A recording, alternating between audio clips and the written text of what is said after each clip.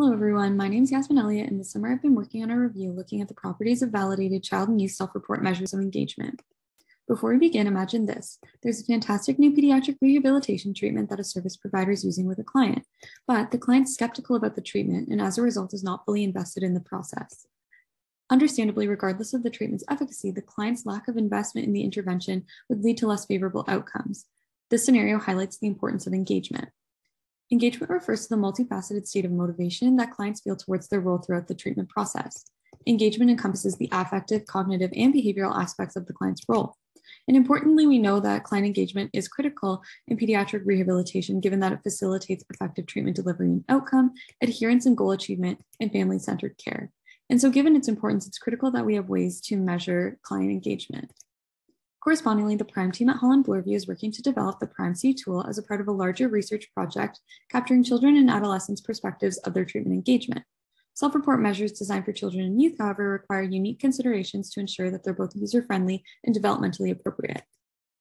That brings us to the purpose of the present review, which had three main objectives.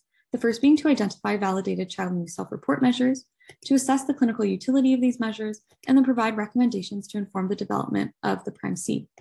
Our main research question, therefore, was what were the clinometric properties of validated child and youth self-report measures of engagement that make them clinically useful?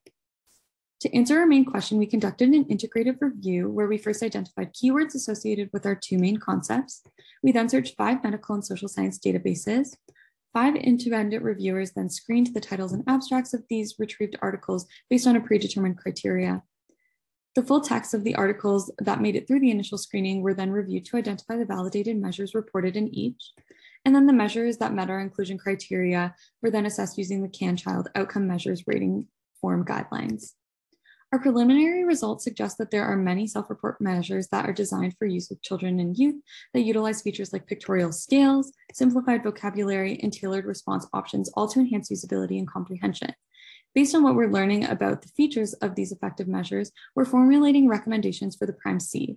The PRIME-C will be useful for clinicians, researchers, and Holland Bloorview clients to allow for the continuous monitoring and assessment of treatment engagement, potentially improving treatment outcomes. Thank you for your attention, and if you have any additional questions, you can see me at Poster 18.